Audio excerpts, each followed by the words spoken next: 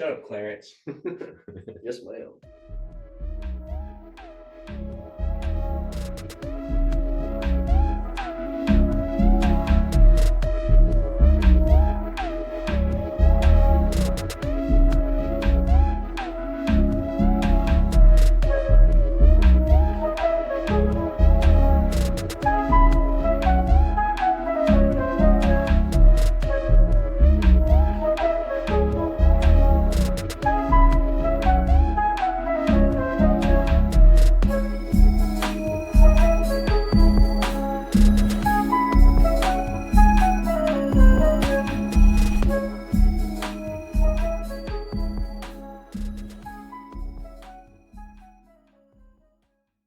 Oh, hey, Alice.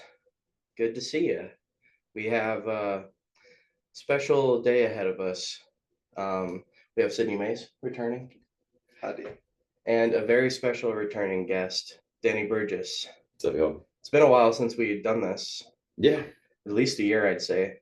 Yeah. Probably longer. I think it's been longer. Maybe closer to 2. Mm-hmm. Yeah. Well, good to have you gentlemen here. Mostly we're going to be discussing theology and specifically text itself. So can you, for maybe viewers who haven't seen New Theology or seen episodes you and I have done together, can you kind of give just a brief version of what you're bringing to the table, and then we can get into the text itself? Yeah. Well, I've been having a hard time. Like, I haven't made another presentation in a minute now. Like, and I wanted to, but what I've become aware of in the text just is like, I don't want to do damage with it. I'm scared of like what I've learned. And so I think that's a lot to do with like why I haven't been able to make a presentation, because I could teach for weeks and weeks at this point, but like it's a lot of information. Ooh, and like as fast as like my whole world was changing theologically, like because I started to like have the cover kind of pulled off on what's like really going on with the text of scripture. Like the Jewish situation has gotten like increasingly more and more complex as well. I mean, they're like stabbing Jews in the street, for crying out loud, all over the world, like, and even in America, like it's in our town. I never thought I would see that in my lifetime, but it is ridiculous. It's also prophesied. Like, this is exactly what the Bible says is going to happen. Yeah. Man, I have so many concerns about prophecy. And boy, I really like worked hard. I worked for like over 20 years to get a grip on prophecy, and like where I sit now, it's just so scary. Yeah, like the Jewish thing is so scary. And to just establish like, like where I lie in the spectrum of like Jewishness and anti-Semitism and whatnot, I don't want anything to do with hate of any kind. Like, and I don't think that people should use violence to solve their problems, except like in the face of violence, when somebody's trying to kill you or rape somebody or something like that. And it's kind of a no-brainer, when you see it happening, despite all of the Americans that like will just stare while people are being murdered in the street. And that's a whole nother thing. Well, yeah, we'll move on from that. But yeah, as I'm getting a better understanding, this is not a simple issue, like it should never be resolved with violence. And I think if we follow history, we should know that. But if we also follow history, we should know that this is not like a recent thing. The situation is so complex, and it's like full of intrigue. Like, and everybody's got a stake in telling like the story of the past a certain way. And And I believe we're living in a day where like people a long time ago won wars fully vested in like claiming the narrative of history. Yeah. And there's a lot of people that have done a lot of work for this type of research. I'm not going to be able to name any, but they're, you know, it's something you can find, like how much history has been thwart. Like, I mean, like the Catholic Church has a really bad record of, you know, the Dark Ages and whatnot. And like scholars are convinced that they killed somewhere between 50 million and 500 million. And like that's such a big gap of difference. And it's because like they're pretty sure they've erased like up to 3 wars. Yeah. Like entire wars, like where like people were completely annihilated off the map. And like, you know, lots of records have been burned. Alexandria was burned. You know, there's lots of like that. Like this kind of history is really important to really understand like what the Bible is like organically, like what we really have and how it got here. And yeah, and just, you know, and that's like one aspect of a situation, you know, like it's so massive, and it you know, like without like wanting to know the knowledge and seeking it out yourself, like nobody's going to be able to really hand it to you like all at once or anything, you know. Yeah. Like it's something like people are going to have to be hungry enough for to seek out, you know. I've learned the hard way that you can't really force knowledge on the people. They have to be willing to do that. For sure. But you have had a very interesting journey. We were just talking about, you were Church of God originally, or Church of Christ? Church of Christ, yeah, Okay. Church of Christ, yeah, not Church of the Assembly of God. I think that's it. I think, but those are the chicken people, aren't they? With the reptiles. Yeah, like where they Pentecostal, where they act like animals, like Really? farm animals. Yeah, That's Charlotte's Web up in That there. sounds super cool. Charlotte's Web on Sunday. But you, like me, started to realize that things were off. Yeah. Early. And you have had a very interesting journey. You were also a prison guard. I did corrections for about 5 years. Yeah, but that was very educational into the immaturity of man. Yeah. The plight of man. And you're also a hot keto black belt as well. Oh, yeah. I mean, they gave me one of those a long time ago. I wouldn't poo it up too much, but yeah, I've done that. I'm just saying you've had an interesting life. Yeah. I've done hot keto for a long time, but I haven't trained in a long time either. So. Don't let him fool you. He's a 9 fucking years, badass. 9 years. Yeah.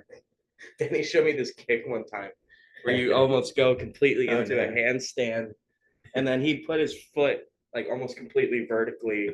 He's like, that's a kill you kick. It's a drop back kick. Yeah, those are crazy.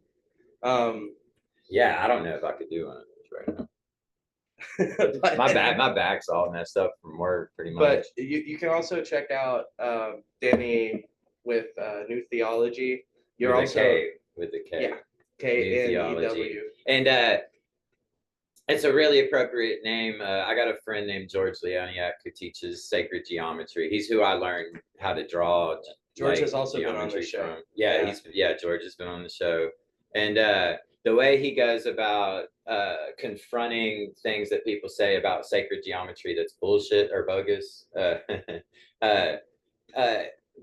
He's like, hey, they say this is what it is, and this is why that's wrong. And then this guy's such a nice guy. He will like find a way to like try to make it like accurate, you know, and bring like real geometry to like other people's mythos. So he's doing a really cool thing, you know, but he understands that like there's something about geometry in your crawl where it's like it's part of what you know, like you like there's man, like I'm really gonna have to get better at explaining that part of it. But like the idea that like geometry is something that you inherently know is Platonic. It comes from like Plato and Socrates and the Book of Meno, like talking about like we have the ability to access knowledge that we've never been given, and we can do this through questioning, and that's opening the door of darkness, like for light to come in, he is what you are to he is to geometry what you are to theology. to And theology. so like, and you know, so I was like, well, I'll just call it new theology because this will be fun. And I did it originally under the notion that you don't need a word to know love or joy or peace. You know, you don't need language for that, you know, and it's because these are something that's inherent to us that we already know. And that's a good way of like teaching people like where their relationship with the Holy Spirit is actually physically like moving in this realm, you know. And so I love that. But this whole thing that I've uncovered through the Old Testament, seeking out like things like Commantria and whatnot, uh, like uncovered like Neoplatonism, basically like Pythagorean mysticism. It's an old religion of numbers to where numbers are the language of God. And like it's fully encrypted into the text and it's a part of the text and it's like a hidden thing that's like kind of in your face the whole. So the Bible is book. codexed information that's only It's like a computer. decipherable It's like an in ancient Hebrew. computer. Yeah. So they were using ciphers, and this is a known thing. Hebrew, Greek, and English have alphanumeric. English has alphanumerics. Like Greek and Hebrew, like they used alphanumerics for their numbers. They had a word like, you know, like we have a word, but they didn't have numerals. So if they didn't write out like a word that meant 3, which had Hebrew is kind of like mud. It's like moldable, you know, like I'll bring this up later if we get to it, but oh crap, yeah, I was gonna bring up something about Abraham. Oh yeah, when he initiates the sacrifice animals, like God has him get all the animals that are going to be a part of the Jewish sacrifice, and he lays a female cow and a female goat and a male ram or male goat. I'd have to check, but and it says they have to be 3 years of age. But that word 3 years old, it can also mean to multiply by 3, for instance, you know, or to do something 3 times. So it's like depending on the word groupings, like I would say it enhances the context of the word, but it kind of like, you know, defines the meaning of the word. So that's Hebrew? Yeah, Hebrew is really moldable. Gotcha. Yeah. Like one of the words for liquid like can mean like any liquid. You know, it can mean fruit juice, it can mean blood. Like, you know, they have other words for blood for sure, but you know, it could mean like any liquid. Yeah. Like I say blood because I don't want to say sperm because I'm still like modest. But, you did it. Yeah. You said sperm. Yeah. You know, confront yourself. Confront yourself. But yeah, so like yeah.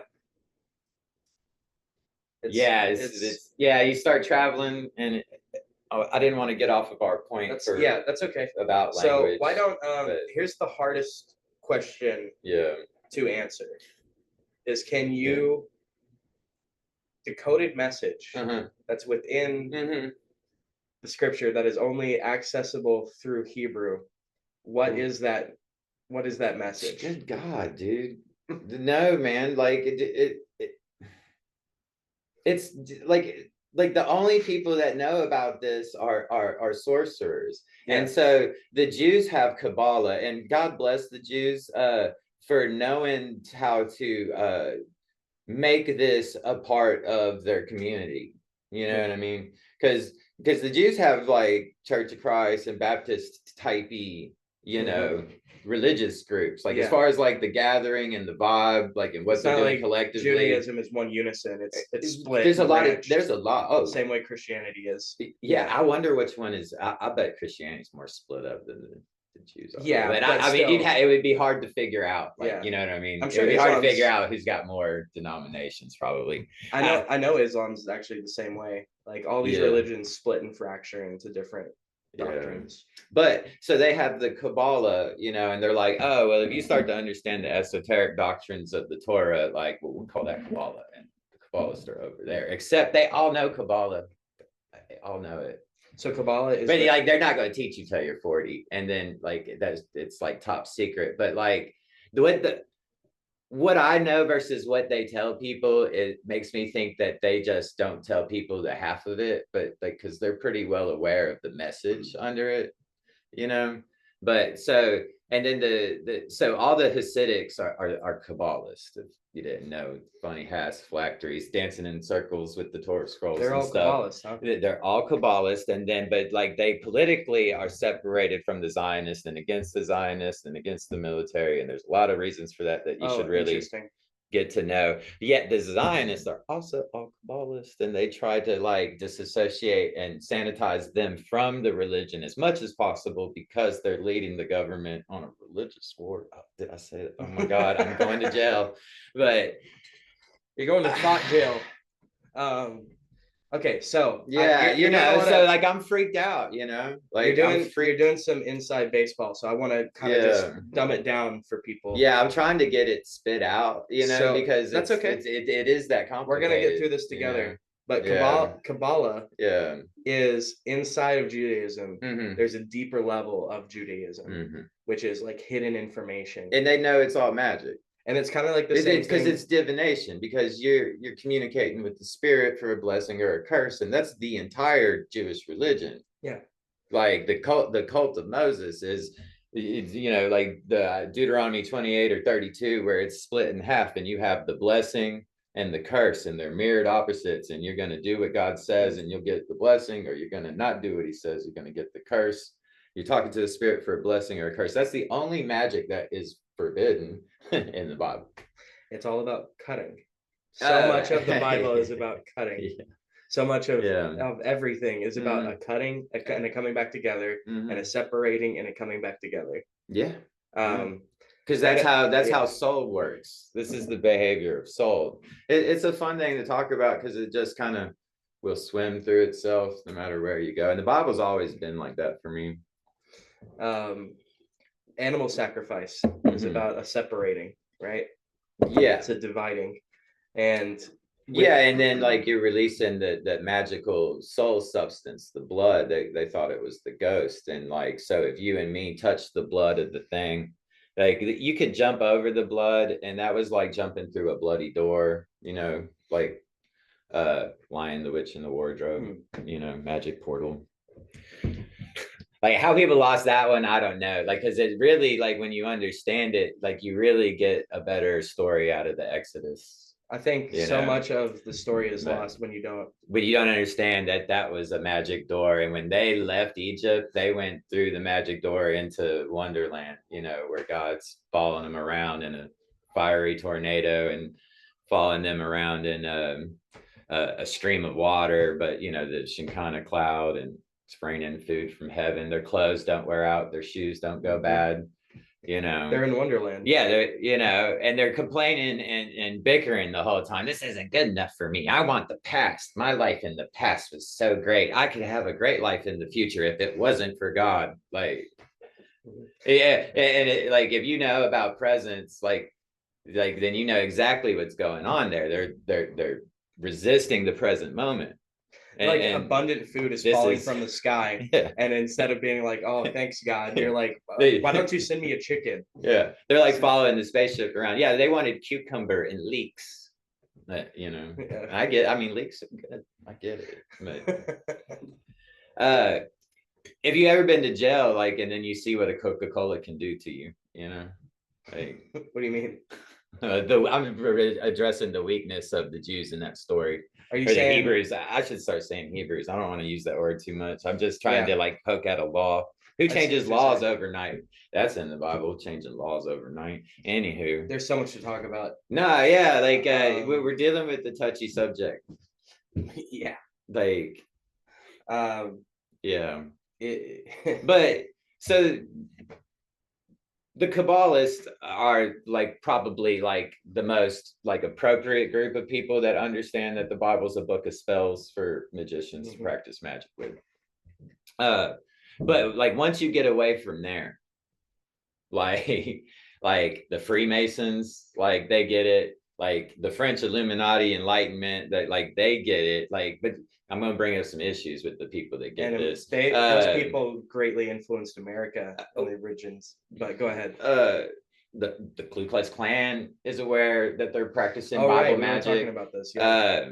If you want to separate the Zionists from the Kabbalists, like, then they could be their own group. The Catholics, lots of Catholics are well aware of the situation with Really? magic. Like, yeah, you get like further Oh, like right, into right, the right, Roman right. hierarchy of Mhm. education. Like, Vatican there's a lot shit. of convents like in the middle of the mountains and somewhere, and they love to talk about magic all day because they know the Bible teaches magic. But and then their own rituals are like old magic, Sure. transubstantiation and whatnot. No, that makes sense.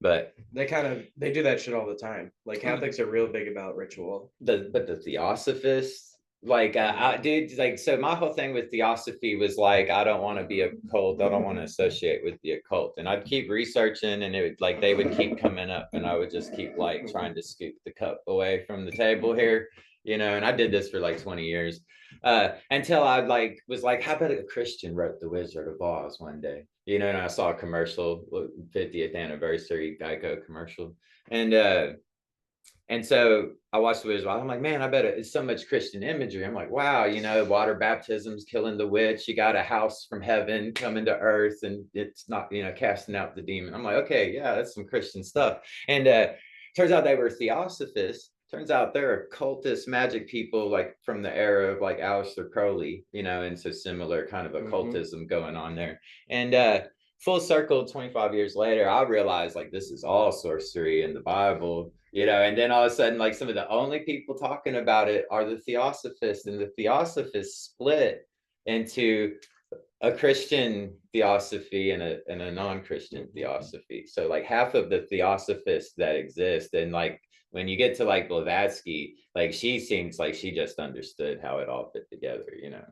Like but like, so yeah, like full circle, like those people actually were their own type of Christian, you know, and they're like talking about Christian magic. So that's interesting. I like, I'm not a joiner, I'm not a much of a follower of anything, but they're anymore. aware of these concepts. Yeah. And you know, but I'm just trying to name off the list, you know, people like Aleister Crowley, like that's bad news. Like Temple of Set people, that's bad news. And you get into like the Satanists and stuff. Yeah. Like, dude, like when you see like abracadabra, like, whoa, the Bible is like the best occult thing going. Like it's why all these people know about this. But the Bible merged with Neoplatonism and Pythagorean mysticism at some point.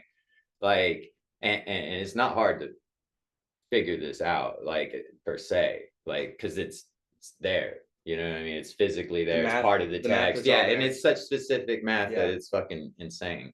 But like, when you realize that it's really, really, really there, like, and then you start getting into, well, how long has it been there? Has it been there the whole time? And then you start looking at the history of the manuscripts where we know it's there. Like the dates that those come from don't line up to the narrative at all, you know. Most people don't know, but like the oldest complete Old Testament that we have is from 1000 AD, you know.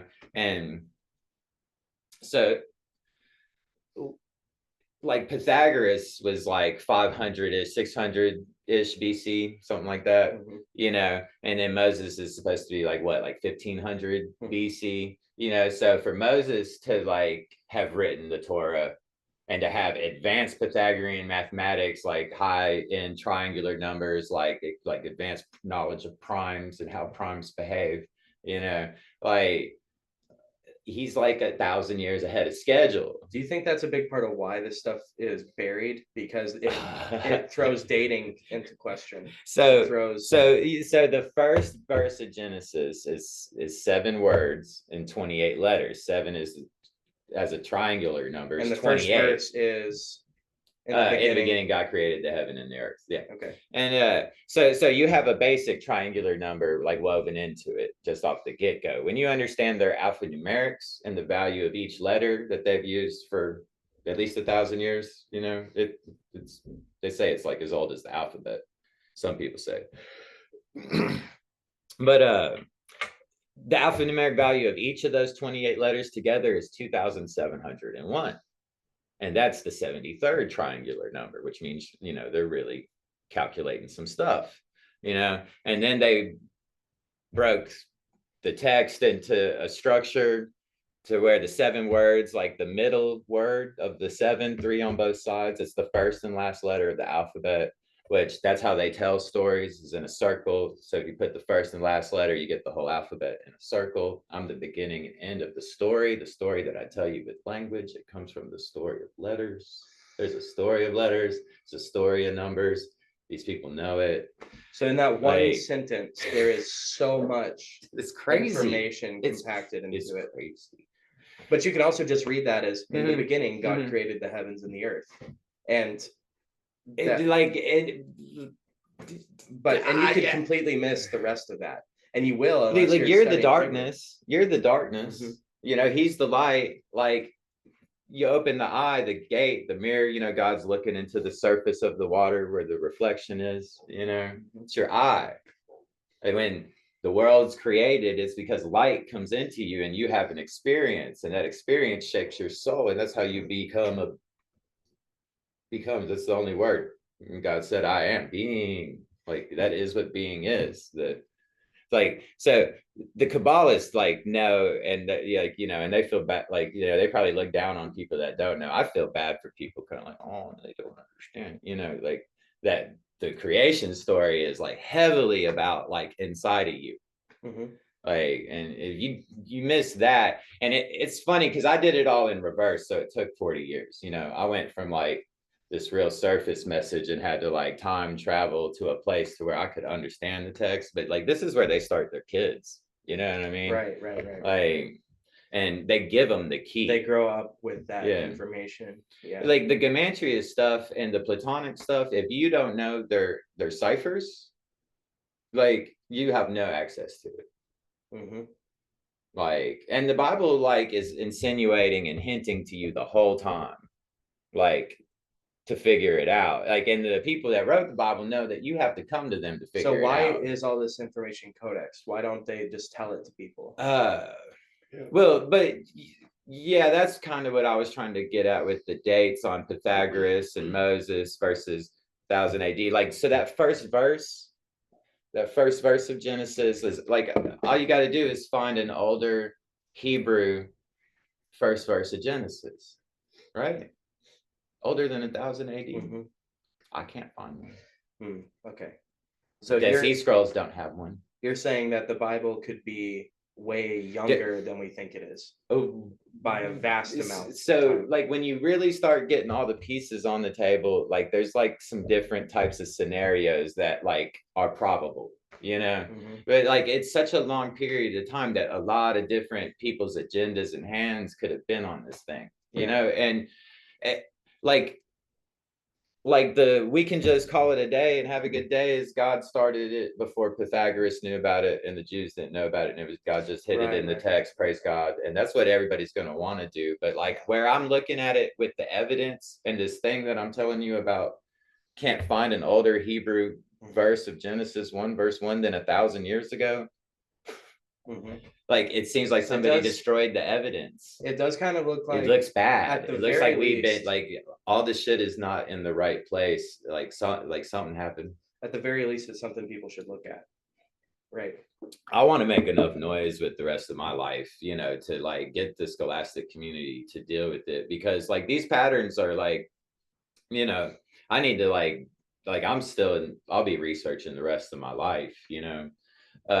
Like Genesis 1 verse 1 being so heavily encrypted, specifically the way that it is, like I wasn't done. There's more. Like it gets crazy. Like I mean, like I don't want to explain it without like slides and stuff, because we could talk for hours about that one scripture. Like because it's bizarre, dude. Like how this 3773 thing unfolds, but like 37 is the 12th prime and 73 is the 21st prime. And so it's transforming into its opposite, you know, in the reflection. That's so much. And then it's transforming, and again, you know, it's this transformative nature that's being described. In the beginning, God created the heaven and the earth. Create means to divide. Yeah.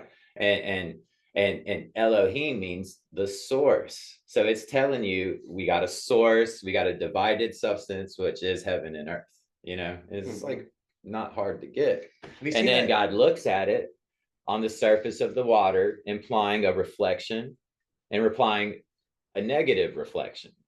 Like, have you seen that show Outer Range? Josh I Brolin? did the first season. I didn't do the second season. I just started watching it too, but they bring up Kronos and how he divided heaven and earth. And that's what time is. Yeah. Like time is that division. Because time is where the darkness goes into the light. I mean, the light goes into the darkness. You got people trying to cast spells doing this shit in reverse. And that's dark magic. It's bad shit. Like the people are like, once you become aware of the magic the Bible's teaching, and I feel like this is where like maybe Christians might not reject what I gotta say, you know, is because like all the people they're afraid of that they think are their enemies that do magic and shit, like this is the magic they're practicing and they need to be aware. So like they got that shit from the Bible. The dark and they're like, and like most of these people like from what I can tell, like really like starting to really look at how things are, like the occultists that are in like vying for the New World Order, like believe that they're serving like the real God. So like people that are doing bad magic today to control people, they're using the Bible to do it. And they think they're doing God's work. I believe they're doing the right thing. I really believe this. Yeah, I really do. Like, you know, and I'm talking about people that are in control of like our government and control of our justice system, like the way the whole thing behaves. So what you have is just a powerful book like the people that you can use for good of our banks. Yeah. You can use it to control people, or you can use it to save the world. But like you don't really like, you can't just like understand a weaponized ideology. You know, and like these ideologies have definitely been weaponized. And the thing that like really starts to get scary is like there's a ton of evidence that these religions were crafted, you know, like over a long period of time. Like I don't know, man. Like we'll get into like the how to encrypt it the way that they did, because they could have, people could have done this, is like the thing. Like, and I want to be all for like God, you know, but like I have to like keep it real. To me, it's the same thing. Like I have people to keep doing it real. that is God doing that. You know what I mean? Yeah. Like people figuring this out is the same thing as saying God did it. Yeah, like you're talking about more of a. That's not how everyone sees it. Like that's a more of an enlightened perspective. Like, and so like, and that's what both testaments are giving you, this enlightened perspective of magic, for sure, you know. And like I can give it to you in a way to where I like make you impotent to like use it against me. And like that's what I worry the religion has been designed to do, especially on the Christian side of it. And I'm just gonna have to face these fears as I keep going forward. But you know, I have the New World Translation here if we need it at any point. Oh, I should have my phone if we need to pull up anything, but I wouldn't know how to use that New World Translation. So which one is that? That's the Witness Bible. Oh, fun. Sidney said, I don't like that. I'm trying to see it. Where is it? Oh, look, from the book, A Pre-Masoretic Biblical Papyri. See, I need to know what they mean by pre-Masoretic biblical papyri, because we don't have like a complete one. So they would have had to use like collections of different ones, which is probably like a Westcott and Hort thing. Let me see if they got Westcott and Hort here. It's the book of Rosemary Creme Brulee. They weren't cool with Catholic. I don't know. Well, Westcott and Hort they're using the Codex Alexandrius, so they're using the same New Testament pretty much. So how do they use the Bible to like use magic or whatever? How does that work? Oh, dude, that's just a whole nother thing, man. Well, so the first thing to do is to like define magic biblically, you know, like that's like step one.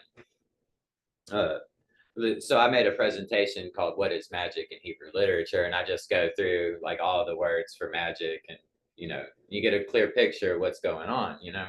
But all of them refer to communicating with the spirit through an object for a blessing or a curse. And this is like a definition you can get from anthropologists and sociologists. Like this is like an accepted like definition of magic as well. A communication with the spirit. Yeah. Like, so that's huge. First of all, that's a huge thing to understand. It's like anyone, like it was normal to call God of the Jews and the Christian God and Jesus as God a demon, and it was normal. It wasn't abnormal at all. That was just the appropriate language, right? Because it meant to through like large portions of history, dude. Yeah. Demon then meant a different thing than it does now. Demon Hercules is Hercules. You know, you're telling me a story about a son of God. Oh, one of the demons, a daemon, a man god, a deity. It's not a fallen angel outcast with the devil. It's a spirit. I like saying shit like this. It won't make no sense to you, but it's the priest and king. It's Melchizedek. It's the Pontifex Maximus. You know, like it's the one who can summon the spirit of heaven and put it into you. And this is about energy and energy forms. You know, like how did you become a Christian? You know. Like, even if you said God initiated you, like, it would take language. You were raised Christian, right? Yeah, me too. Yeah. We all were. Yeah, so it was through a book and through a language and through a practice, right? But it was all words, wasn't it?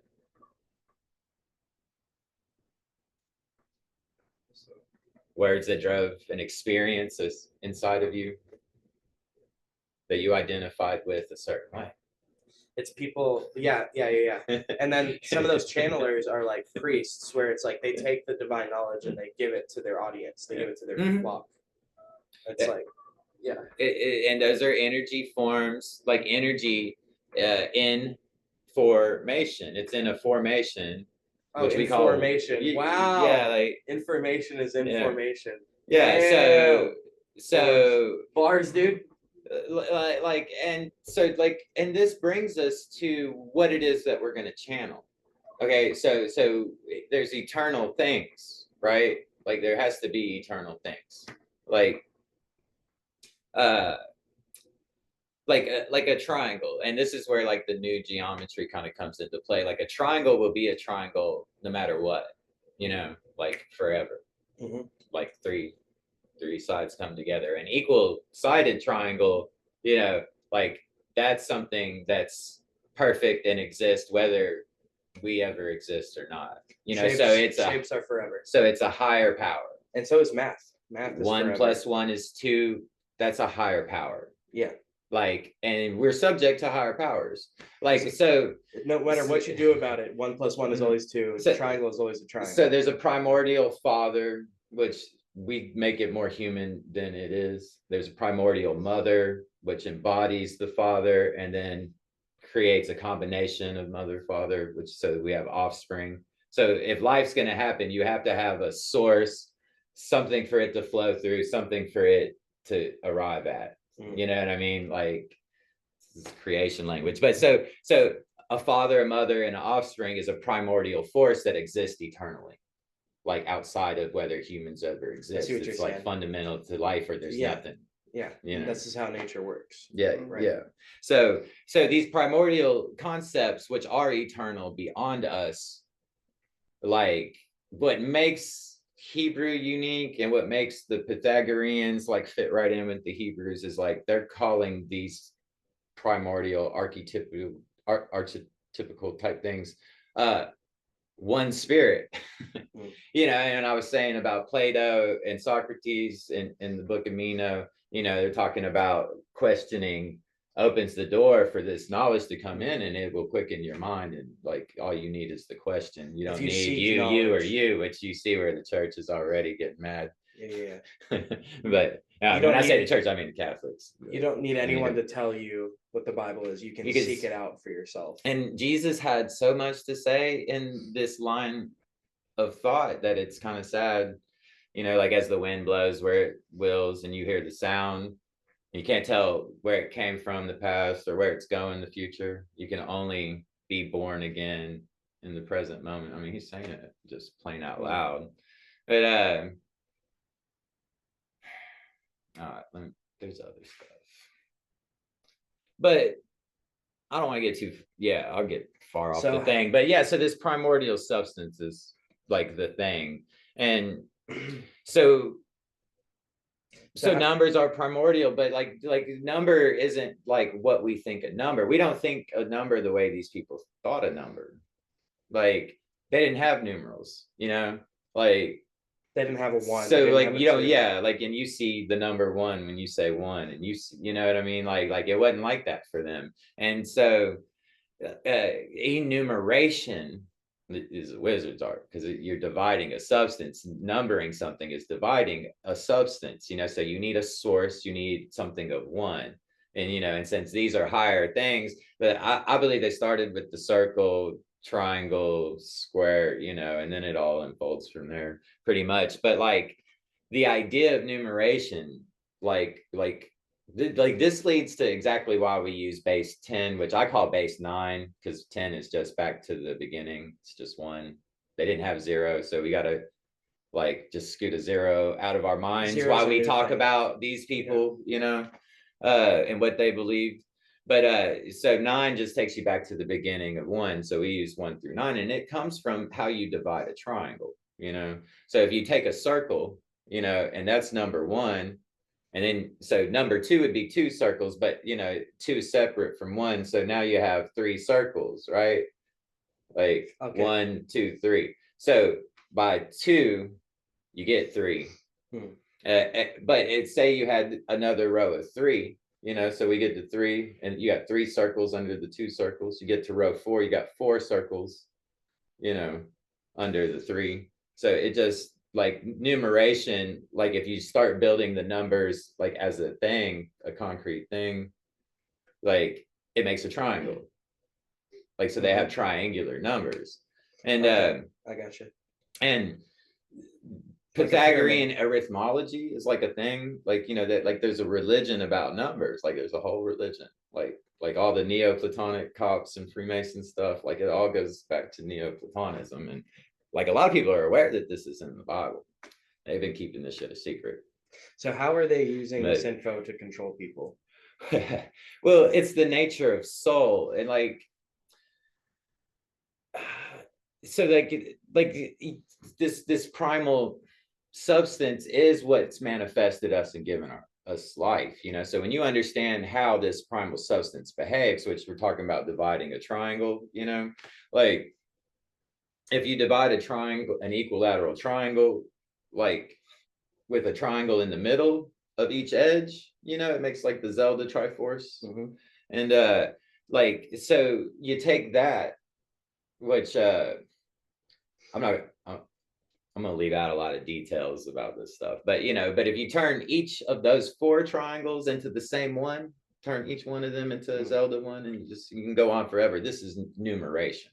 This is how numbers work. So I guess and so and then there's a whole idea of so 1 is like, they don't say it's a prime because it's the prime. It's Optimus Prime, like so 2 is the only prime number that's a composite number as well. Like, and then you got 3, which is prime. Wait, 2 is not a prime number though. 2 is prime. Okay, all right. Yeah, and got it. All right, bet. Yeah, but so by 2, because of the triangle, you get to 3. But if you have, but 4 is a composite of 2. But isn't 2 a composite of 1? But it's also prime, so we're skipping that to the side. Okay, okay. Yeah. Right. No, like I'm telling you about some sacred shit. Okay, bro. Okay. Like shit that people have been killing each other to keep a secret and to like. I'm sorry, I said 2 wasn't a prime. Yeah, no, yeah, like no, man, this stuff has such a crazy history, dude. But no, so 4 is a composite. So 2, it gives you 4. So counting starts with 3. It's just what they believe, and it makes perfect sense. You're not going to understand it because I'm explaining it right here. You're going to have to like saying. fight to understand it. But if 2 is a prime number, then counting starts with 3. Yeah. Okay.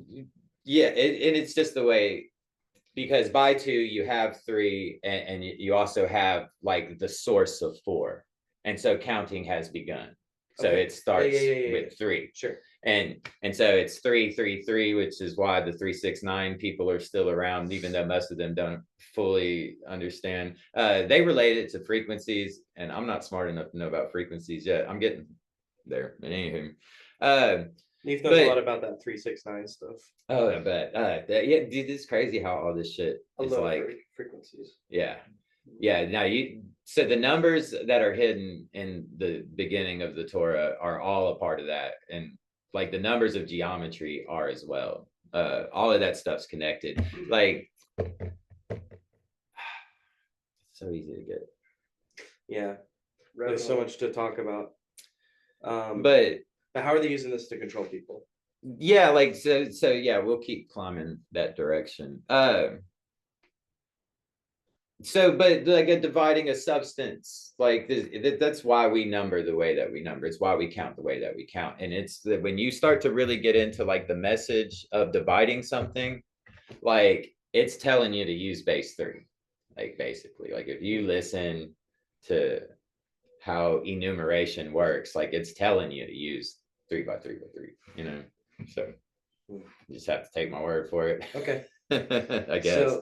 And that's just understanding the nature of like psychic force, like, and doing all that shit with your brain. Like it's really good for your brain, but they considered that like communicating with God. Like when you start to be like, oh, okay, so cut it, divide it, 2, 3, 10, 20, you know, like you're doing this God language thing, is what they believe. Math is the language of God. Frequency, all of that. And so like the Pythagorean religion that came out of numbers, like it was just like if they weren't involved with each other's origin, what came first, the chicken or the egg, like they were meant to get married.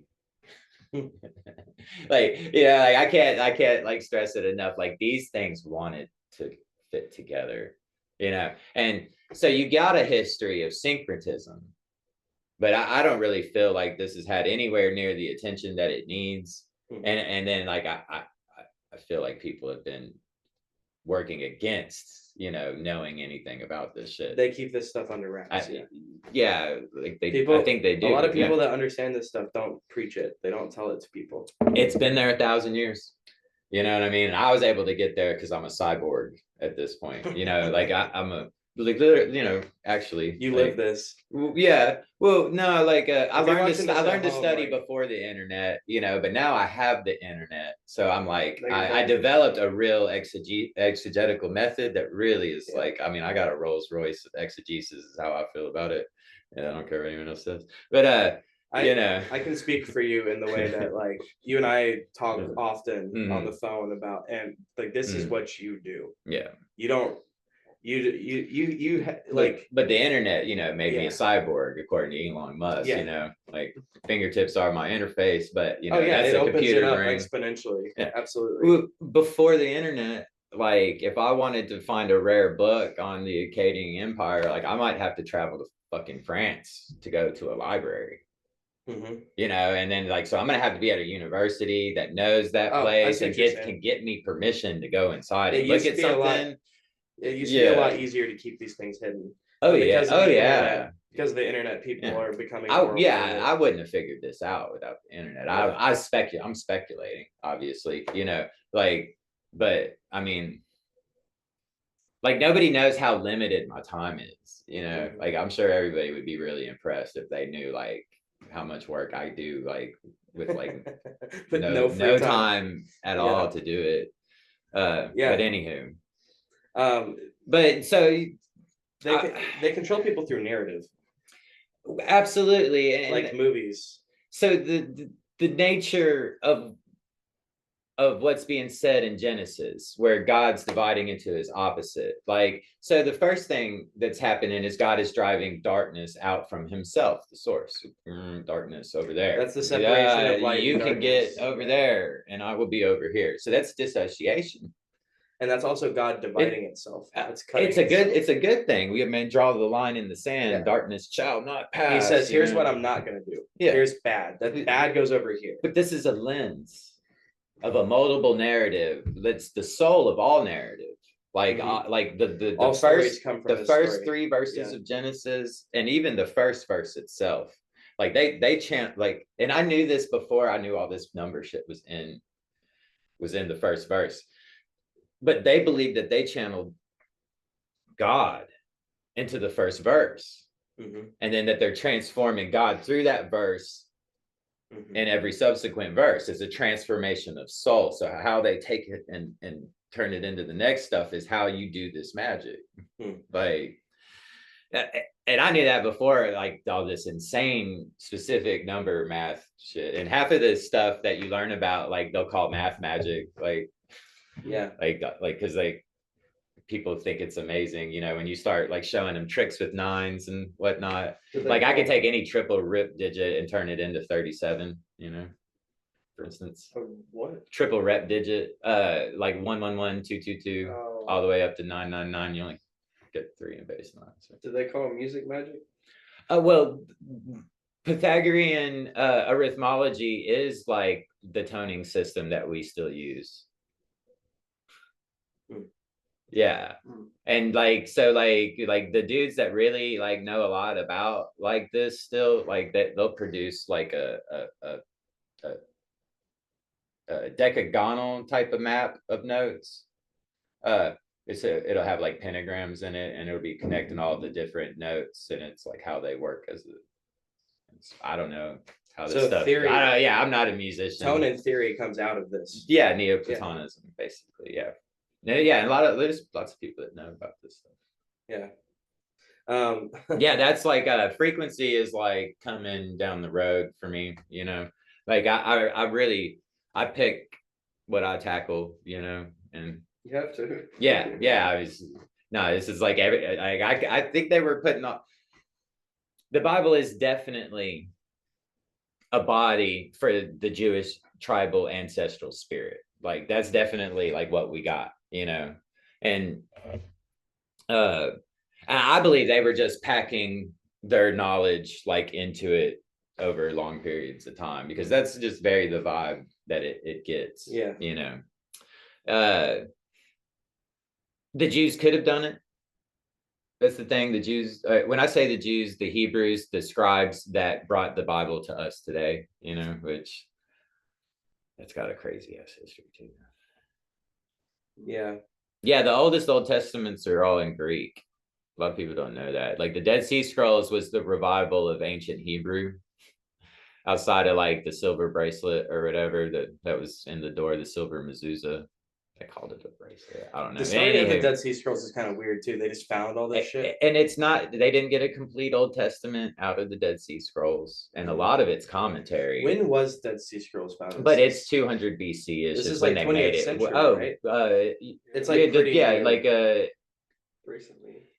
Like I want to say like the 20s, 1900, but I could be mistaken. It's not that old. Like, and then like there's a funny, like it's got some cool stories of how it all came about. But like people don't understand why like there's a bunch of old rabbis crying when they found the Dead Sea Scrolls, you know, like wailing to the Lord and stuff. It is because like ancient Hebrew was lost. Like Hebrew is a dead language for a long ass time too. A lot of people don't know that. It was written, not spoken, to where they like forgot how to speak it. Yeah. And so it made it like medieval Hebrew's mess to figure out, because they were transliterating other languages and mix match, and it's just all mixed up, and they can't translate half of it. And all mixed up with other languages. You know, when I start spelling French words with Hebrew letters, you know, like you typically are just going to make that up like as you go, you know.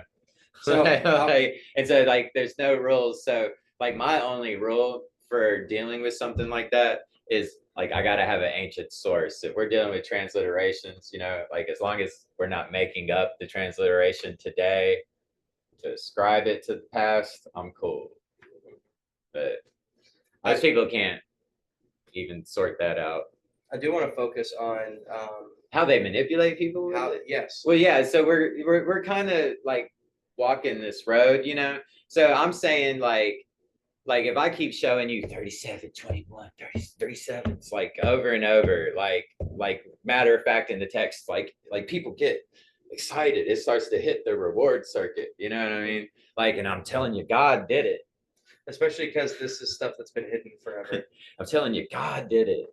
You know, and I'm taking control of your mind. If I'm like, yeah, like these people did it 1,000 years ago because this was like the first computer because my ancestors were that smart.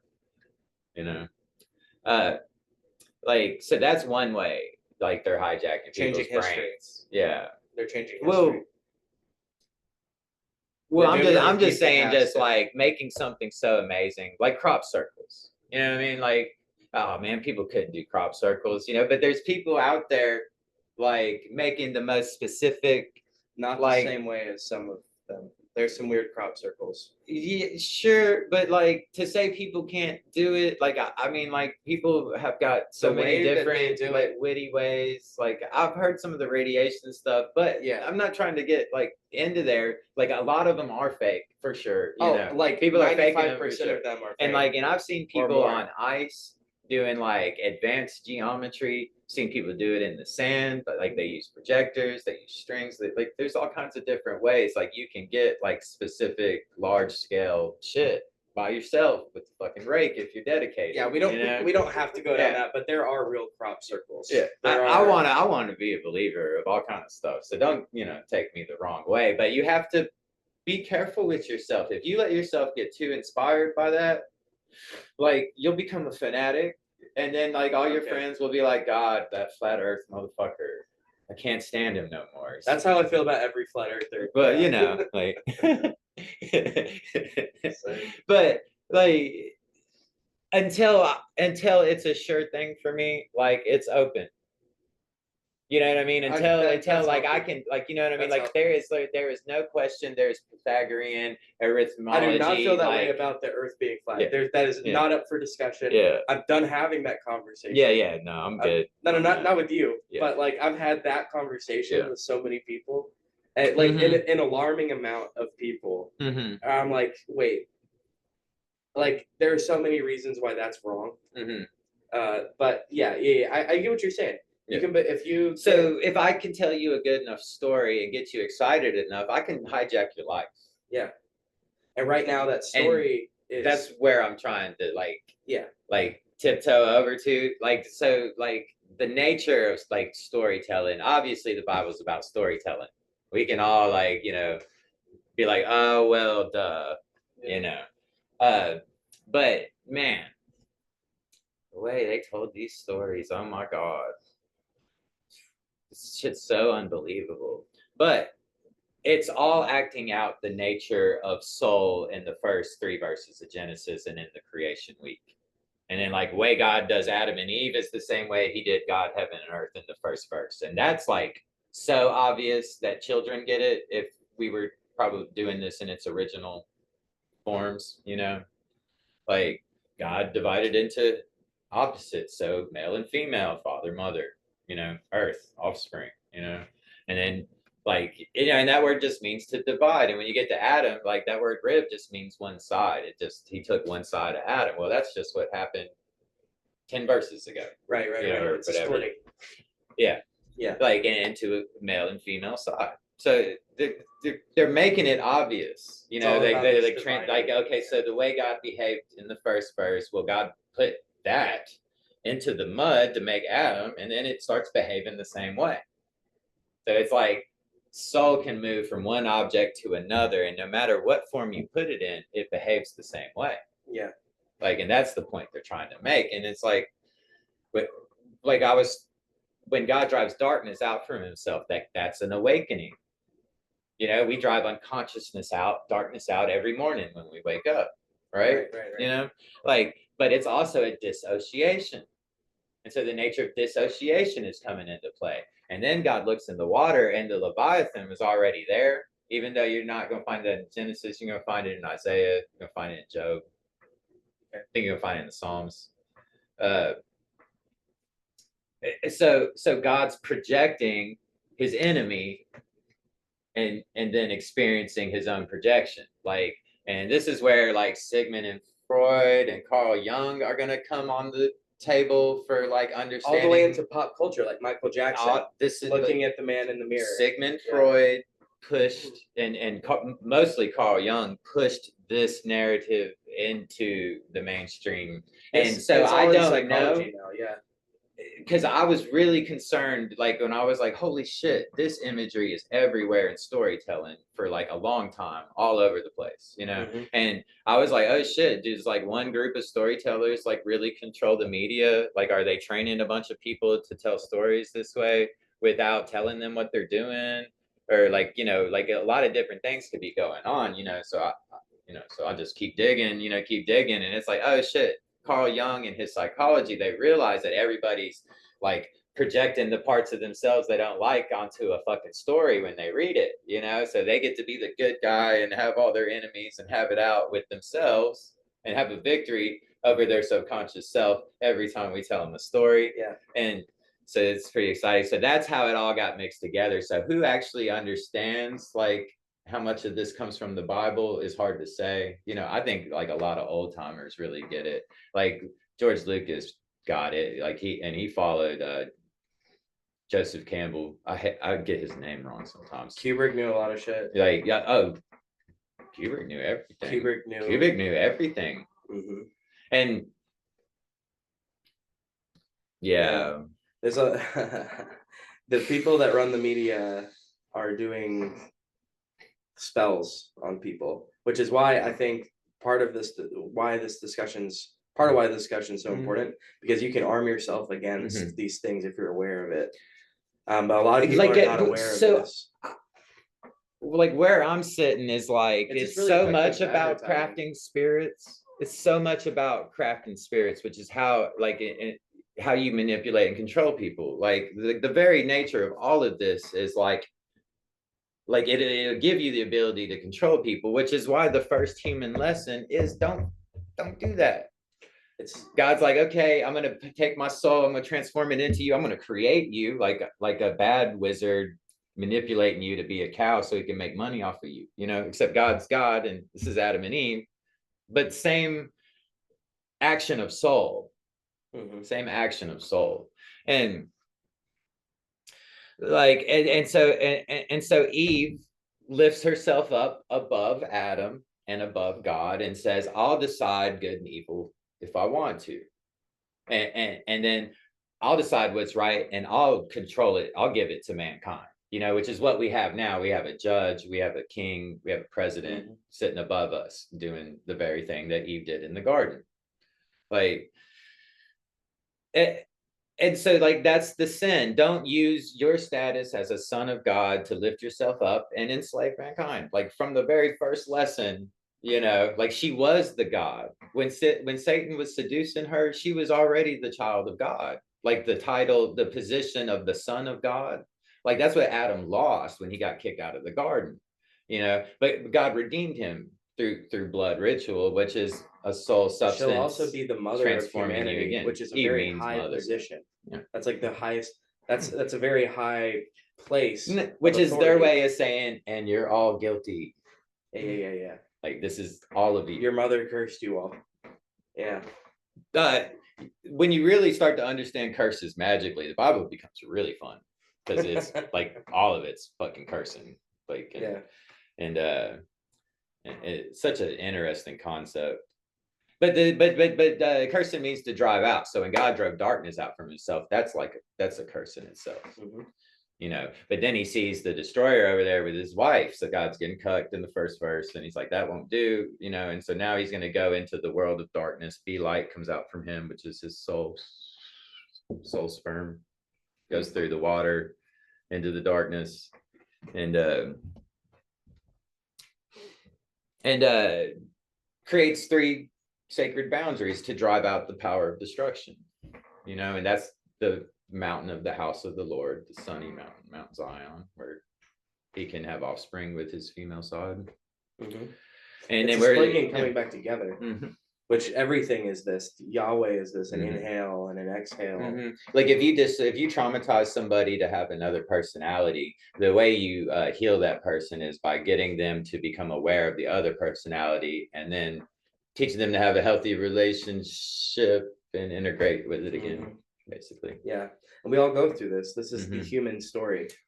What's fun? No, that's like really profound, like nice little revelation.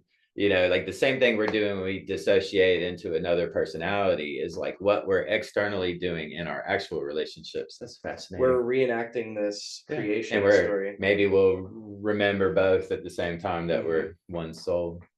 Yeah. Maybe we'll kill each other instead. Yeah. And that's the light or the darkness that flows from the hand. And that's what all of this is, the power of creation. So, so it's storytelling, but it's geometry, but it's numbers, it's math, it's everything. It's like at the very beginning of this book, it's like, I'm going to tell you all of this really powerful stuff. And you could take the world over. Yeah, I'm warning you before I tell you this. Pinky. This is going to be... Brain. Yeah. This is going to be a way to take over the world.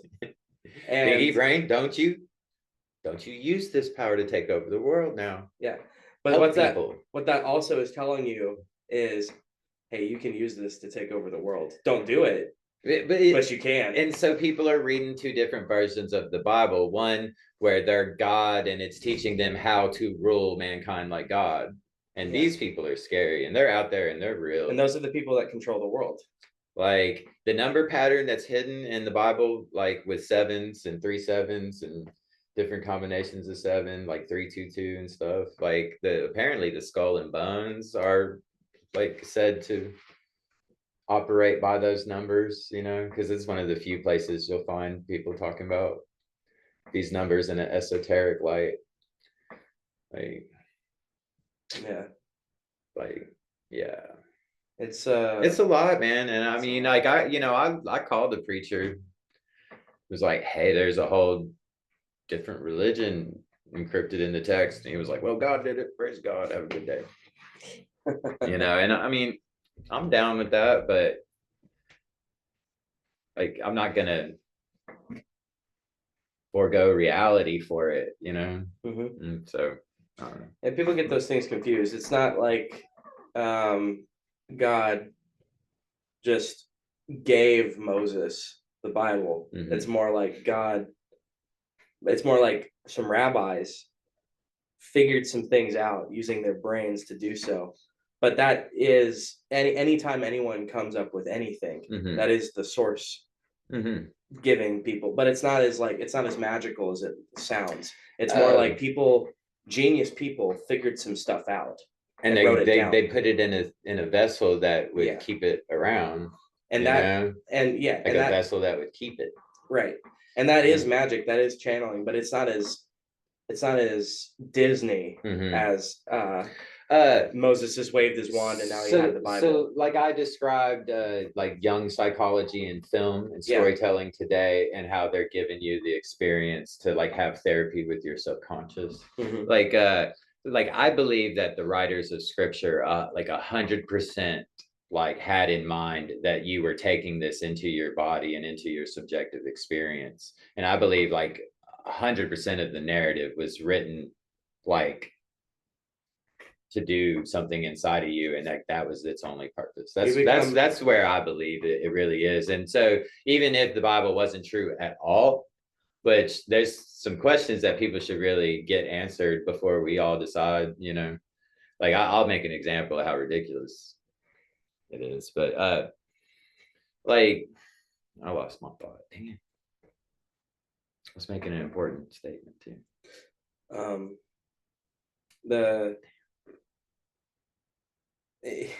Regardless of whether it actually happened or not. Oh, thanks. It's kind of irrelevant. Yeah, like we got a story to get inspired by. That's all you got. And 100%. Like Jesus said himself, like you can blaspheme the Son of Man, but you can't blaspheme the Holy Spirit. Like the Holy Spirit, the Spirit by its fruits: love, joy, peace, kindness, patience, gentleness, meekness, and goodness. Yeah. Children don't need English to know those things. Right. Like, so you can blaspheme the name of the Son of Man, which is referring to himself, the name of Jesus, it's like, but people are like, no, you got to be saved and baptized by the name of Jesus. And if you don't confess, well, maybe confess is something that you don't do with your mouth necessarily, but with your actions. Like, and you're going to find a New Testament rift that kind of swims along these ideas. It's all bullshit. It's common fucking sense. You know what I mean? Yeah. Like, you can say, I love Jesus all you want, and you fucking raping little kids and all kind of shit. Like, Yep. like, what is your word? It's absolutely nothing. And the thing is the real version, you don't need lip service for. And Jesus, really all Jesus is saying is judge people by their actions. That they can exactly, yeah. And you'll know a stay in Christian the by their present words, moment, like not this by what false they're saying. image, this false image that everybody worships and sets up as God in the temple. Like, this is common sense. Like, if you look at it as psychology, you know, my image of myself from the past, my image of myself projected into the future, like all of that is going to take you from the real you right now, and just like keep it there, you know. Yeah. And so the whole world's being created by the word of God. You know, it's being created by all these numbers. Quantum physicists have been doing a lot of work to prove that, you know. But so God speaking is the present moment. It's like real basic, like fundamentals to the religion that we've totally lost. We've lost all touch of reality with the religion as far as I'm concerned. You know, Jesus is the primordial Son of God. And like, if there's a primordial father and a primordial mother, there has to be a primordial son. And the like Son of God that deserves to come into the world is the Son of the light that gives his life to the darkness, which is how God's image is described in the first couple of verses. The mirror stuff, like, yeah, this is in order for there to be a Son of God, the mirror is the divider, virtuous figure. There is also a character that can come into play that is the mirror opposite of that. You have to have the space. You got to have the yeah. But when you divide, you got to have this cutting thing, like the mirror image. Anytime you do anything working towards being good, you have created an opposite version of yourself that you're pushing into the sub psyche. Like, and that, you know, and like we're confronting like the extent of like where I have a solid understanding. Like, I'm still searching this projection and reflection shit out. I heard it like, because it, like, you know, it's the kind of thing you got to really just chew on. Like, when you stand close to the light, the greater your shadow becomes. Yeah. Whenever you're right next to a light source, your shadow trails behind you. Yeah. And that's one of the dangers of externalizing a hero or a mentor, you know. And I believe Christianity's like trying to grow you up past that, you know, because you get so you get the penultimate Son of God through the stories, you know, but like the rest of the New Testament, it ain't nice to people.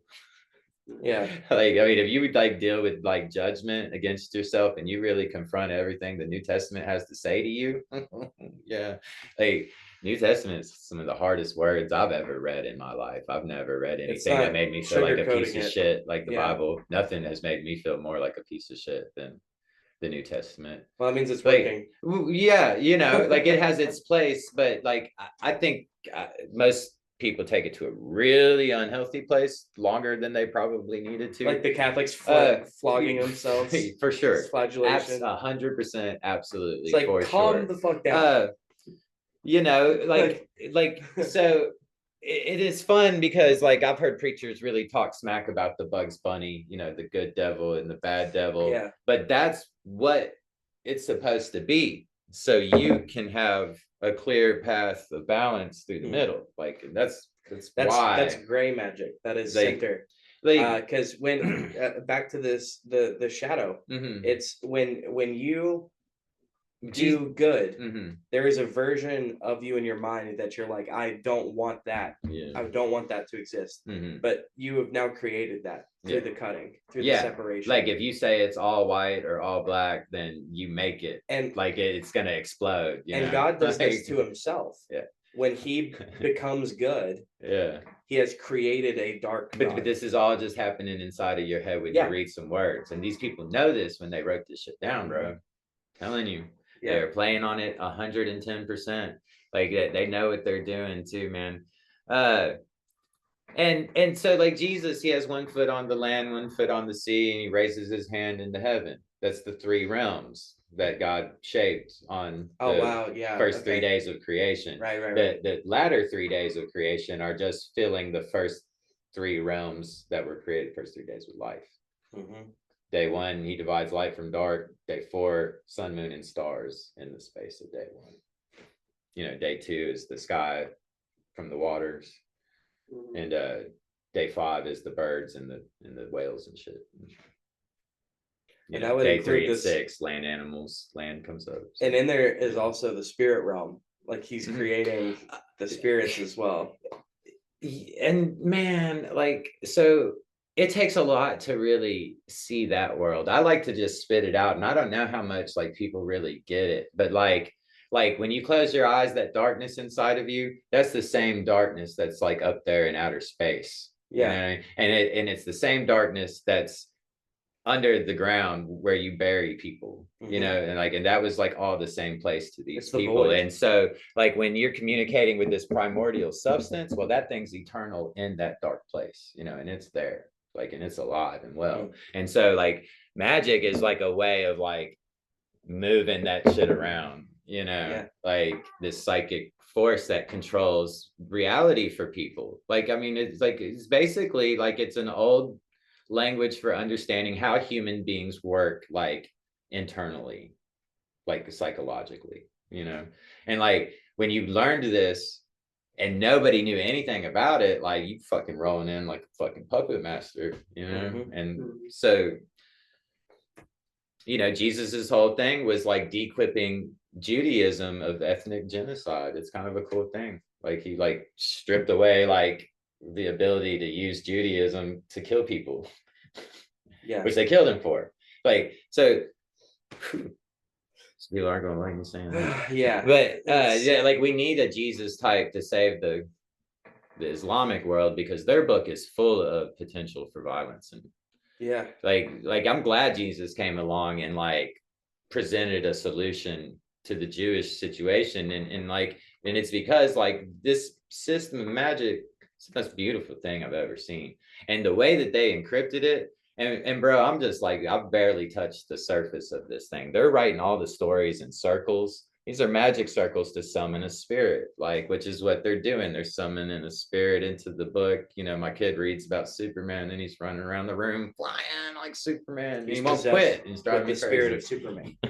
Because he read the story. Like they know what they're doing, man. And they did it like better than anybody.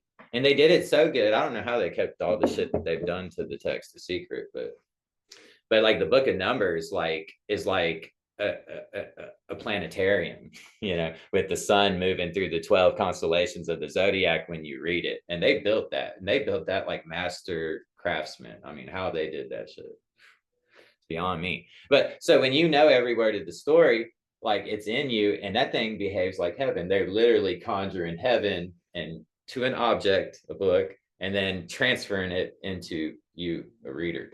And like when that story, it behaves like heaven inside of you, which is like, I mean, I'm describing the language of both testaments. So a story is a spirit then? 100%. And it's just an energy form. Like, we can be a lot more comfortable with the word energy form than a spirit, but it's what they were talking about. 100%. It's kind of like, that can be a really simple thing as like, that's the thing about all this magic stuff, is it can be explained with psychology. You can just say, well, I read about Jesus's self-sacrifice and it made me a better person. Like, or you can call that being possessed with the spirit of Christ. And that's the magical way of explaining it, and the psychology way of explaining it. There's a whole field of academics just dedicated, I think it's called mnemonics or some, I'd have to go check. I got a book when I found out about it. I went and bought a book, but semiotics, maybe, I don't know, but like how language like builds internal systems of behavior or something like that. Like there's people that are aware that like, language is part of how we program ourselves to operate as beings, but yeah, there's a whole field of academics that just focuses on words involvement with shaping your psyche. Makes me think of shows. That's why people have to be like conscious of what they say. You can't just say anything. Yeah. Because people aren't just hearing it like it's going into them. Yeah. What you're saying. Yeah. Yeah, and then there's cognitive bias, and there's all kinds of other obstacles to communication that come up,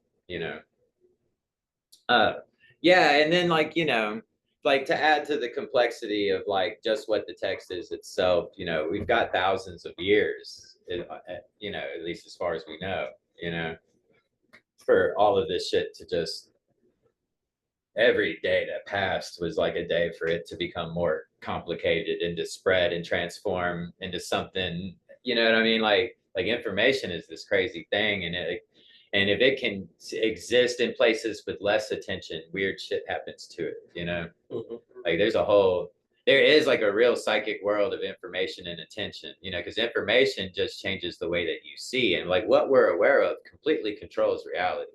Yeah. What we're unaware of completely controls reality, and I don't know, man. Bible definitely makes me see the world like way different, different. That's something I was told growing up.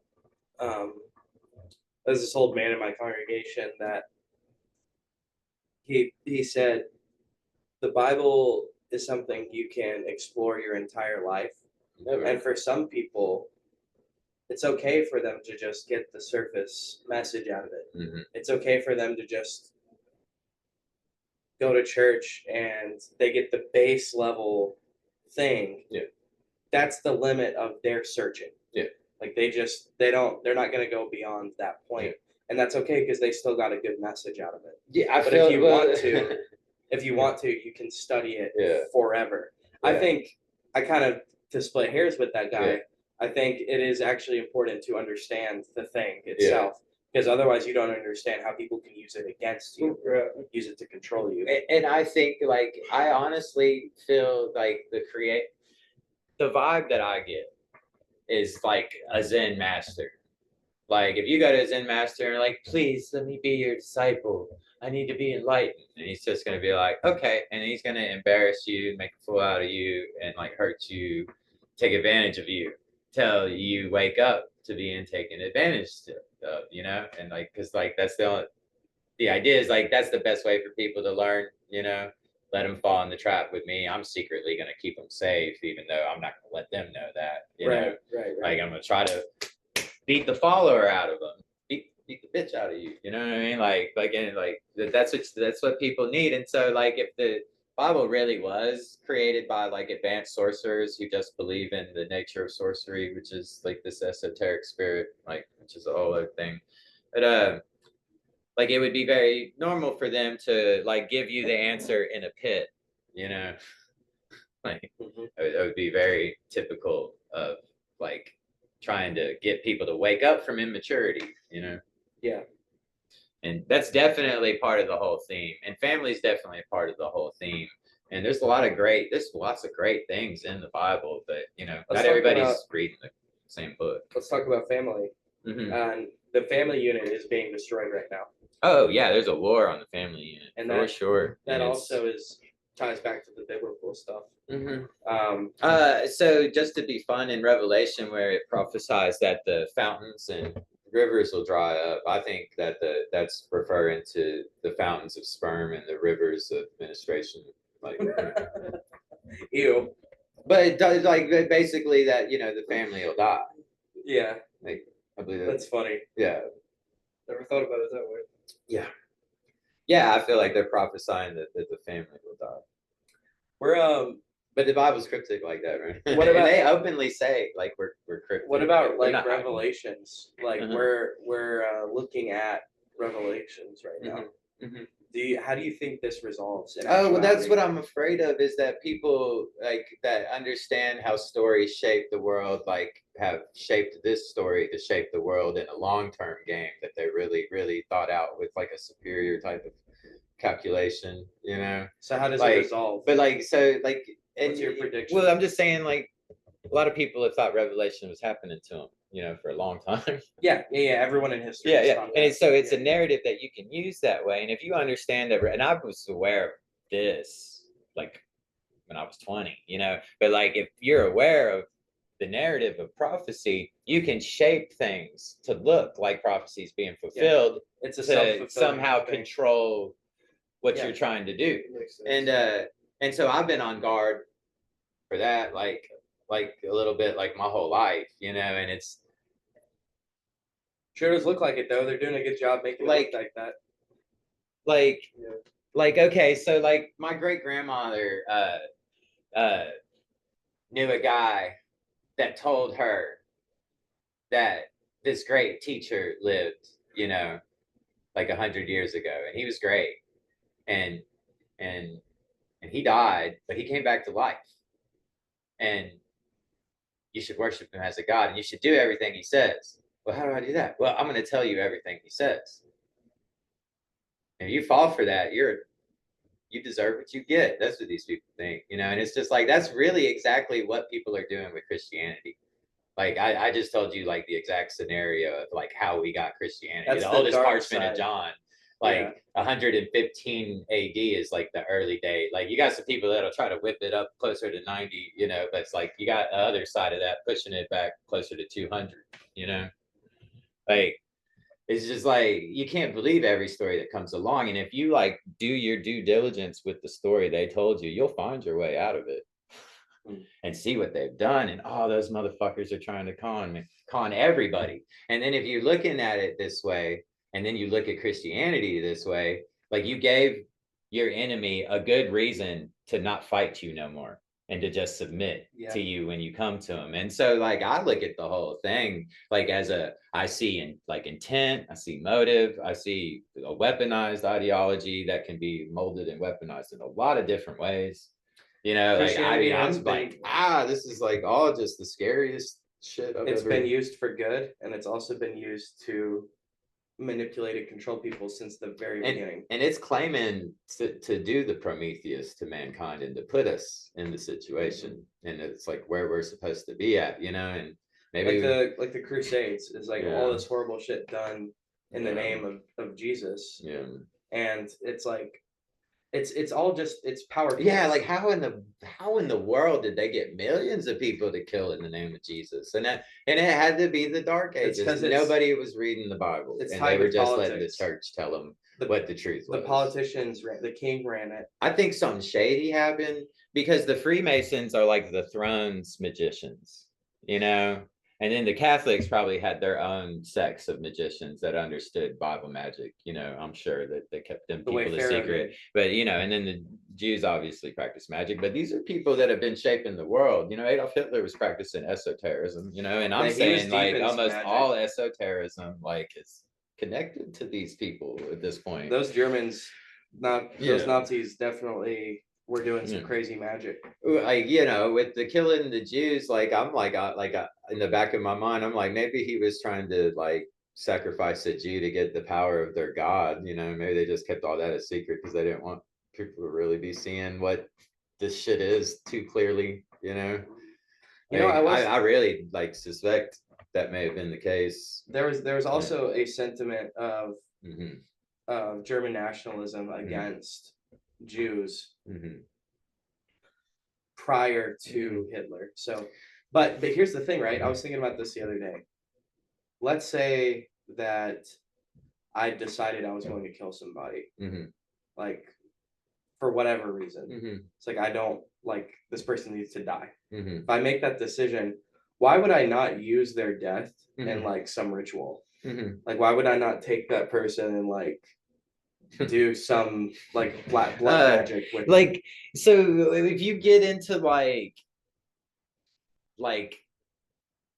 more strict Jew, I don't want to say that like all the Jews like hate the Gentile, but like the Jews that are racist against Gentiles, like the Goyim, they call them like the filth on an uncircumcised penis is like their nickname for these people. And they need to fucking cut them fucking off and throw them away. Right? That is extremely racist. Yeah, like these people, like the version of Zionism that comes out of the Bible is the one where they were the descendant of Adam, the son of God, and come down to Jacob, and there they are, but they were called to Adam's calling to be a son of God and spread Eden, which is Mount Zion, across the face of the earth and rule the world. And all the Gentiles are supposed to be their slaves. Yeah. Like, so I'm not going to play ignorant. Like, that's not a nasty valley that exists in Judaism. Just like you got racist people of every color, like they're out there, the Koreans and the Chinese and the Japanese. There's a bunch of racism over there. It's deep, deep, deep. And they like believe in like, doing horrible things to each other still. It's like in their crawl still. And like, but like, I'm not going to just like pretend like that's not an ideology that Judaism isn't vulnerable to, because they are. Yeah. And I mean, like, depending on how you interpret the Old Testament, like, that's what you're supposed to do. It's kind of, and like, and they kind of try to keep that on the hush a little too, well, but they do believe it. But at the same time, it's like, no, this is still an exclusive club that you can only be in if you are of our descendant. Like, you have to be ethically, or not ethically, like ethnically Jewish in order to be a Jew. Like, that idea is so ingrained into the Jewish people, and it's reflected when Jesus talked to Nicodemus and he said you had to be born again. He's like, how can I enter my mother's womb and come out a Jew a second time? Because what? Yeah, like, because you're born with the spirit of heaven if you're a Jew. Like, to be born again, like in the sense that Jesus was saying, to be a part of the kingdom of heaven, like the only stipulation that they were ever taught was that they had to be born Jewish, Oh, right. So like when Jesus said they're telling him that's not enough, he's like, how am I going to enter my mama's womb and come out a second time?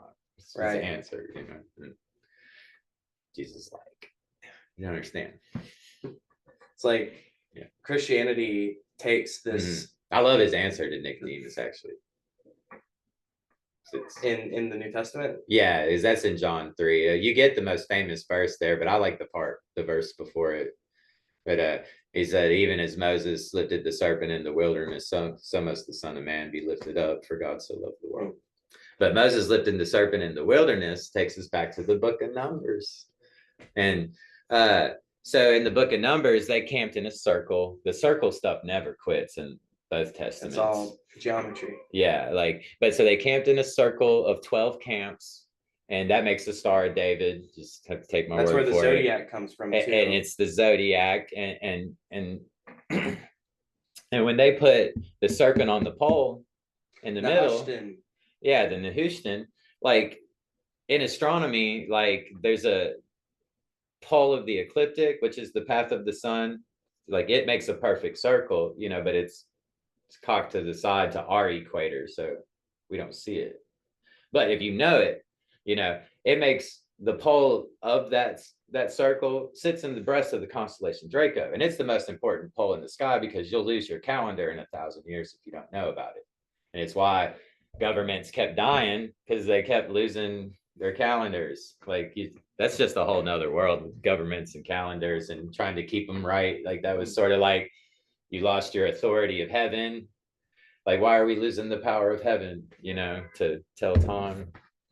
Like, yeah, it's mystic beliefs that used to run the world. Like, it's funny, people were killing each other over this kind of thing, and now it seems like kind of like, how were they fighting over that? Do you guys know about Nibiru? Heard about it? Like Planet 10, like the hidden planet in our solar system. Oh, I've been hearing about them taking Uranus on and off the map, or isn't it Uranus that they've been turning into a planet and not a planet, and then now it's back to being a planet? Is it Pluto? It's one of those. You're talking about Pluto. What I'm talking about is like beyond Pluto, like further out. I've never heard anything convincing. That is on you've heard this idea though, right? Yeah. It's on a slightly different curvature. So every once in a while it gets closer to Earth. Yeah. And this is where the that's interesting. The Mesopotamian ideas come from. Is basically there's a populated planet that every once in a while gets real close to Earth. That'd be cool. And then there's some collision. And there's interaction between these two species. And then that's the Mesopotamian answer to Nephilim. As angels coming down and breeding with women. I'm open to a whole lot of scenarios. I hope Jesus is on a spaceship and he's coming back to save me from this crazy world.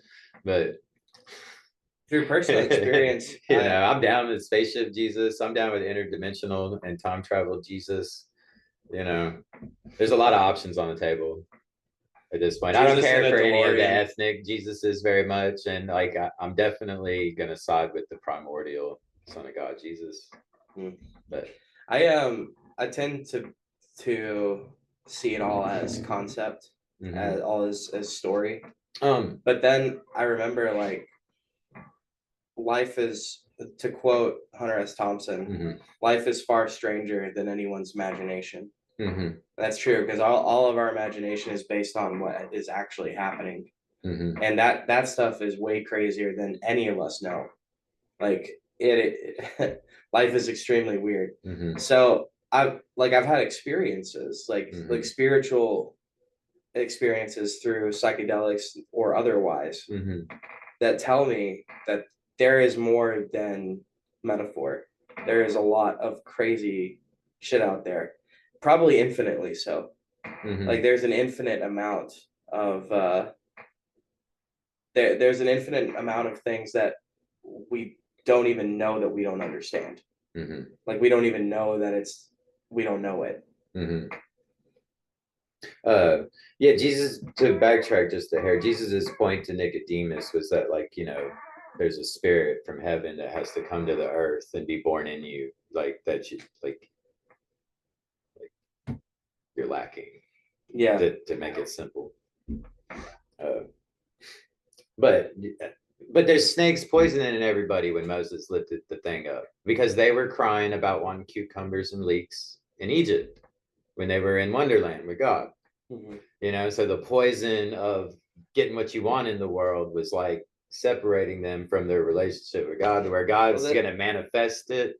And this is where a lot of magical ideas are happening, but the snakes come and bite them, and then we repent, and hangs up the serpent on the pole.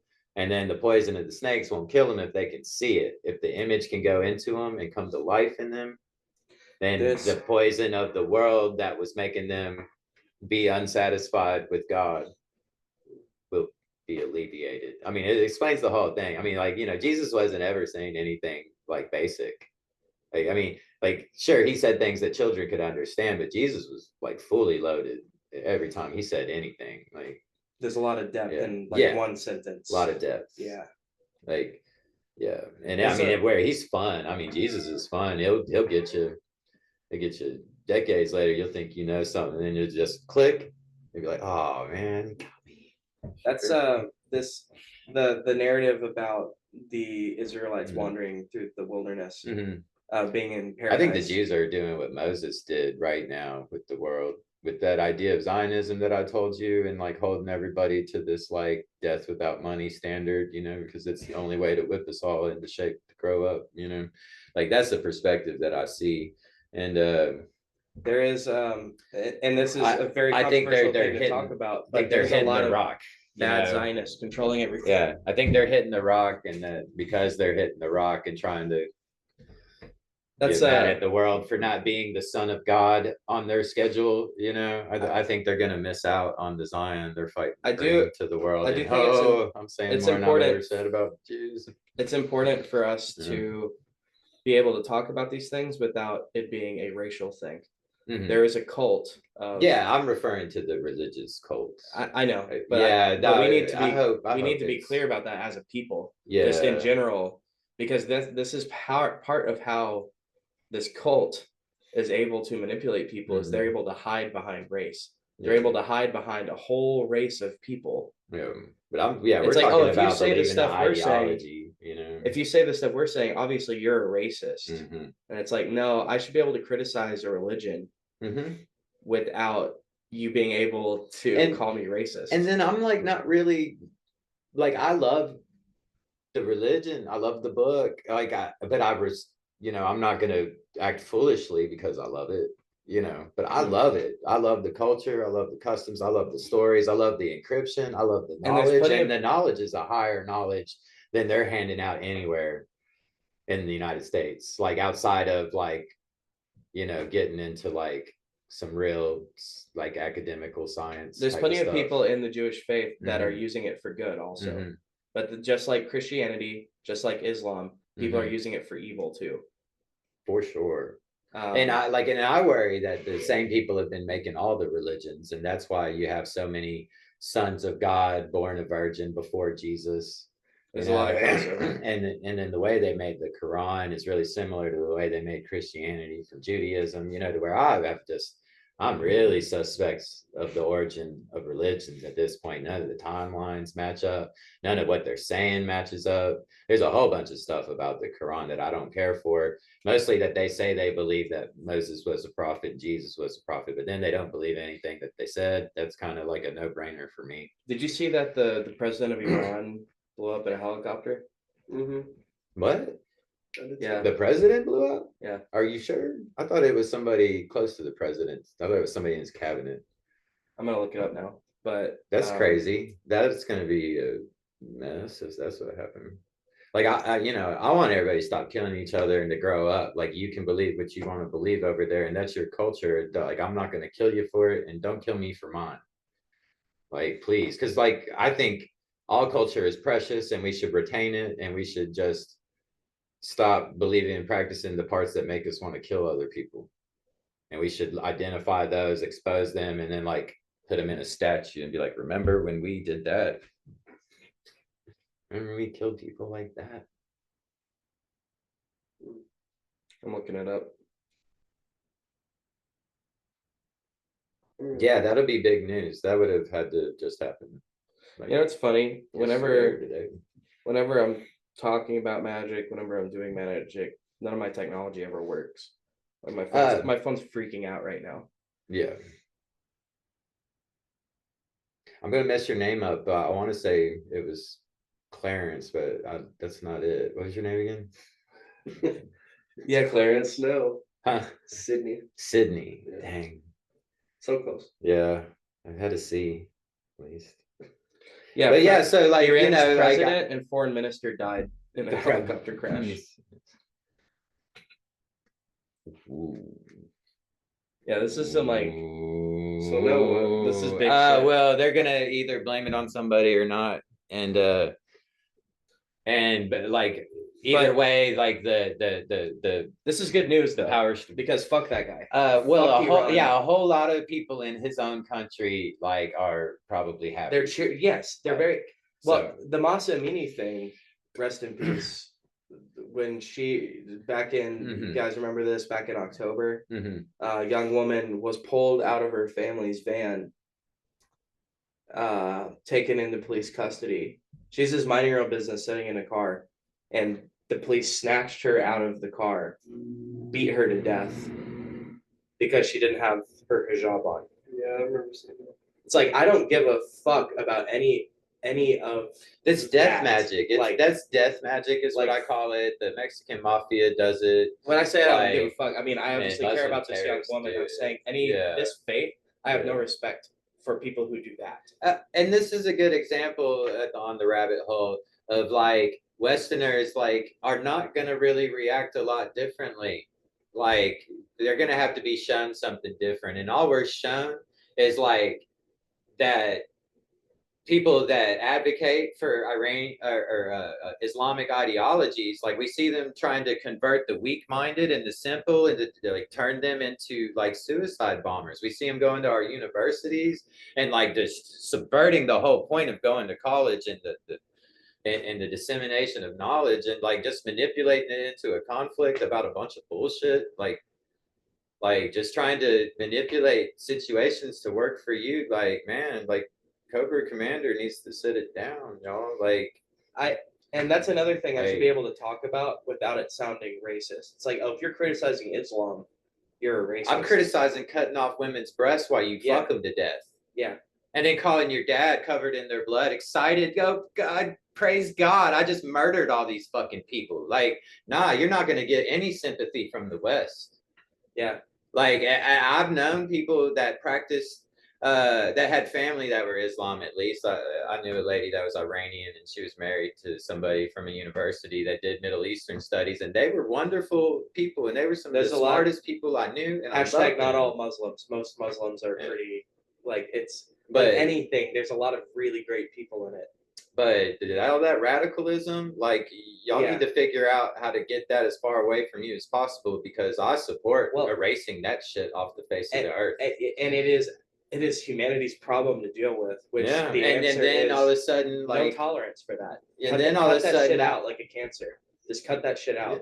And then you kind of support the Zionists, but if the Zionist agenda isn't sincere either, then we're just going to trade a different religious racism for another, you know, like there's people that uphold these anti-Christian, anti-Gentile views in the Israeli government. There were people that put it up for parliament this year, you know, to make Christianity illegal and to talk to any Jews about Christianity at the holy sites there, a crime. And in Western, and of course they shot it down because that's bad for their relationship with America. And in the Western world, it's still something we also need to understand that our government is allowing these people to continue because they want conflict. And they want money. Our leaders are allowing this awful stuff to happen because conflict benefits them. And we're playing two sides of multiple wars, selling weapons to both sides. Like, we're doing a whole lot of shit that gets people killed that people didn't have the balls to do 100 years ago. Like the printing the money out of thin air. Like, I heard of senators from some other country yelling at his government. He's like, dude, if anybody was printing off money they didn't have and giving it to banks and giving it to governments, they'd have strung them up in the street and killed them. I'm like, yeah, I was saying that last week. You know, it's nice to hear somebody else say it.